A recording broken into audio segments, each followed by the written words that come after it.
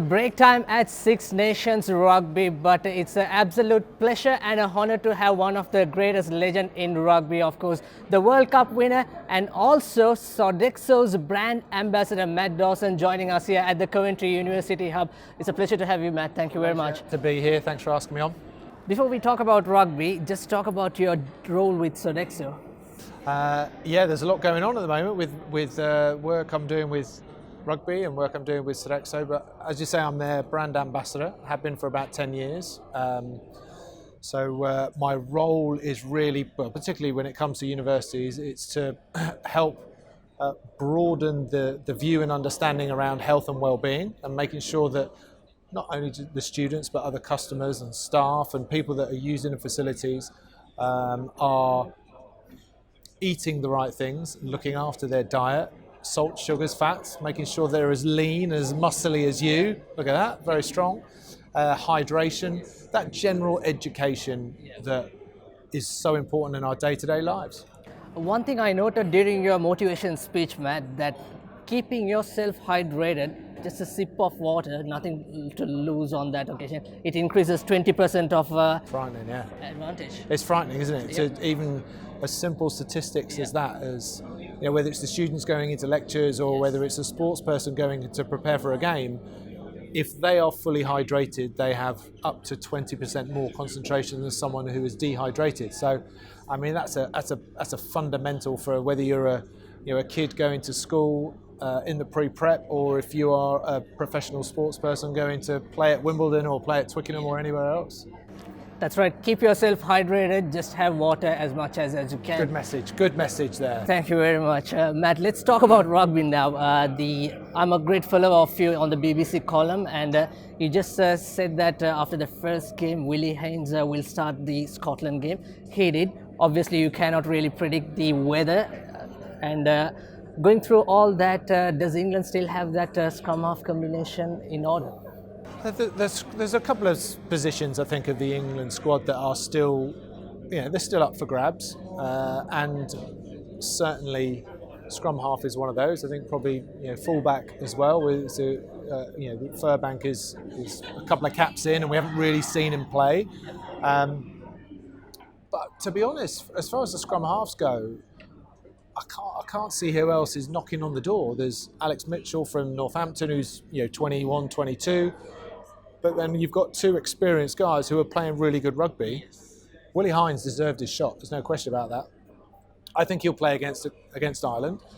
After that Scotland debacle with the weather, it's very difficult to judge anybody on those types of games. There's few names came into the squad with Dan Robson coming in and Spencer, of course, from Saracens, but it's still that not in the line. If you look at Northampton Saints, Cobus Reinach's performance, I think probably he's one of the best in this premiership so far with his performance.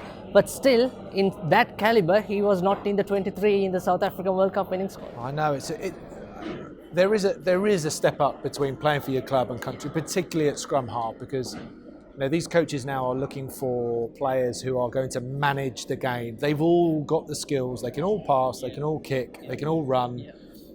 But the scrum halves that are going to differentiate themselves are those that from minute one can manipulate either their own side into the right positions, or they can manipulate the opposition in the way that their own team plays. And it's a tough skill at that level when the decisions need to be made in a split second moment. It's a certain type of individual, which is why I think Eddie's gone for that experience, because those are the things that you learn a little bit later on in your rugby career. Absolutely, but when you look at the French team, Matt, 23, Antoine Dupont, he was outstanding. Yeah. And also the replacement who comes off the bench, Sri, was scored an instrumental try, solo brilliance in that 72nd minute against Italy. So these are youngsters who's playing like real pro and real experience, and probably Fabien Galtier, former scrum half, he knows how his scrum half should be. Yeah, I think Antoine Dupont is. I mean, every country is going to look at France and think you've got a diamond there in that. And it's been a while.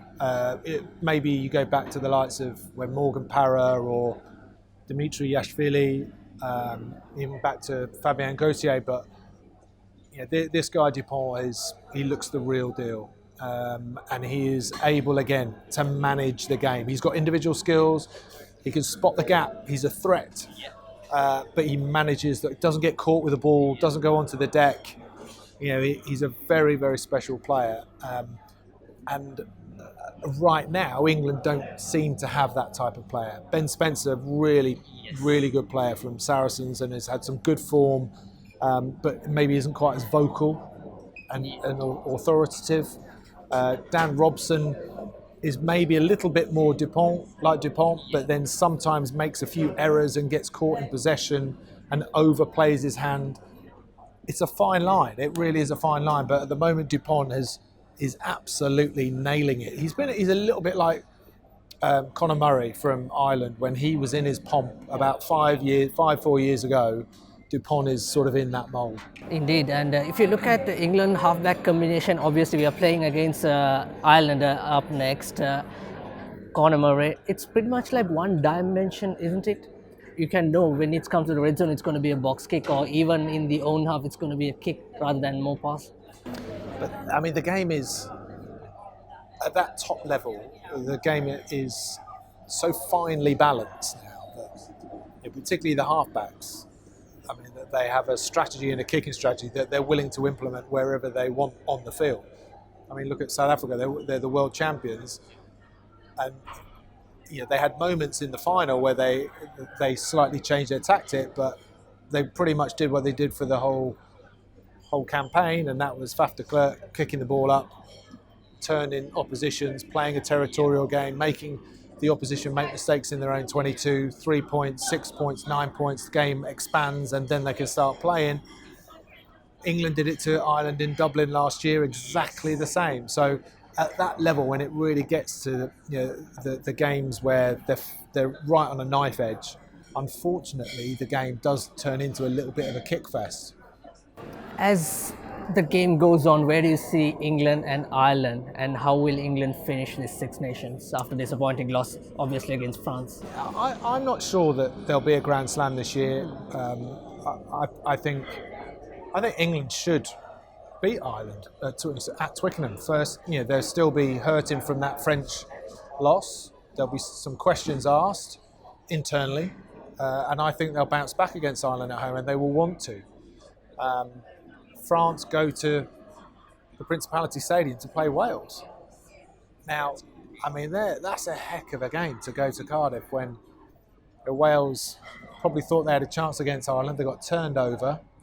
They got beaten pretty well.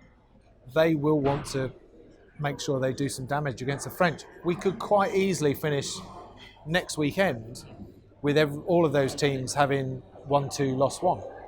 Now, that then sets up the final 2 rounds brilliantly, and potentially even that last round, that Super Saturday, when we play all 3 games back to back, we could be looking at points difference, try difference, and England are playing Italy.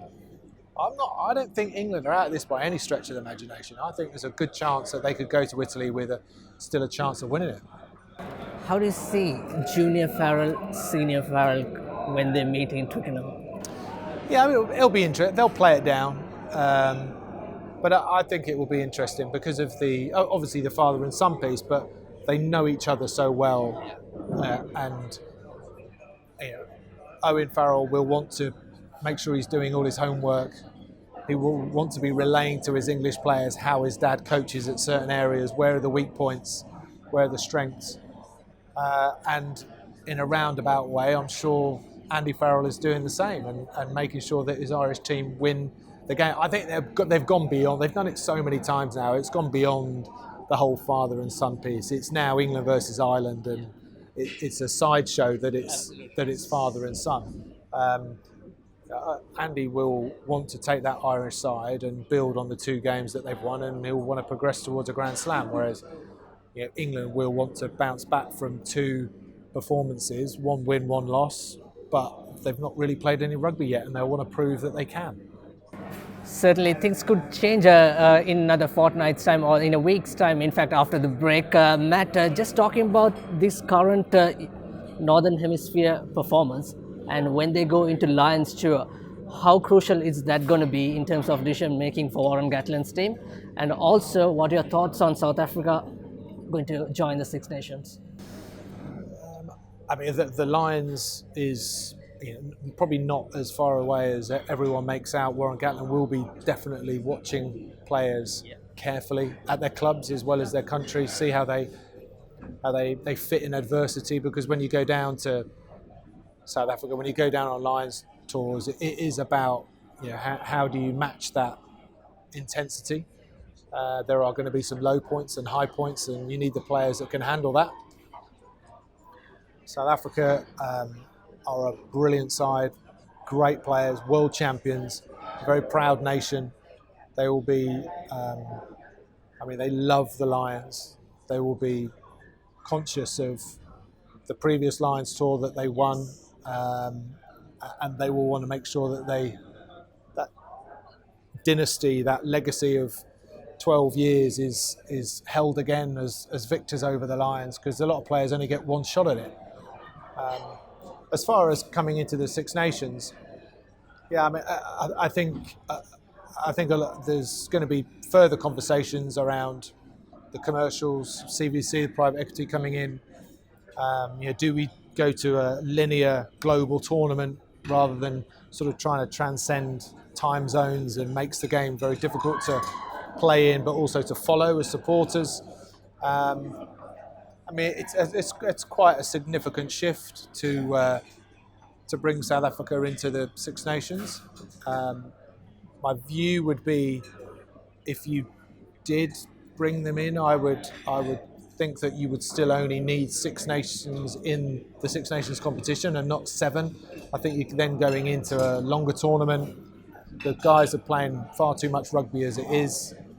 The question marks are around Italy. Are they good enough to be in the Six Nations? People talking about Georgia, whether they should be included. Correct. I think maybe the first step for me would be to give someone like Georgia a go. See how they fare in that competition. Maybe give them 3, 4, 5 years of you're in the competition. Create the infrastructure to host those games as well as play in the likes of England, Ireland, Scotland, and Wales and France, and see how it fares. My worry about turning it into a 7 Nations competition is that it then becomes all but a World Cup away from Australia, New Zealand, and Argentina, and keeping that World Cup every 4 years is incredibly special and unique. Within all the competitions that rugby has. So I wouldn't necessarily want to get away from that. Wonderful. Matt, finally, before we wrap up, you played a celebrity match against one of Sri Lankan legend, Muttiah Muralitharan, in cricket. How did you enjoy it? It was amazing. It was a few years ago. Murray was hosting a team for the Bunburys, a big charity cricket team. And I like my cricket. I thought I'd give it a go. I was playing alongside Sir Ian Botham, Sir Viv Richards, and lots of other cricketers and sports fans, some entertainment celebrities. It was a brilliant afternoon. But I remember Murray because not only am I batting against Muralitharan, and he's making a fool of me, but then he starts to talk to me about rugby and was passionate about rugby and trying to get me to go to Sri Lanka to coach rugby. I thought he was joking, but subsequent I've realised that it's rugby in Sri Lanka is huge and very passionate about the sport. But it was quite humbling to see a sporting great in Murray to be talking about your sport in the way that he was. Absolutely, so good sights to hear from you, Matt. Thank you very much once again. It's an absolute pleasure and an honour to get Sodexo's ambassador and of course the World Cup winner and who toured 3 times with the British and Irish Lions. And thank you very much, Matt. Pleasure. Thanks for having me.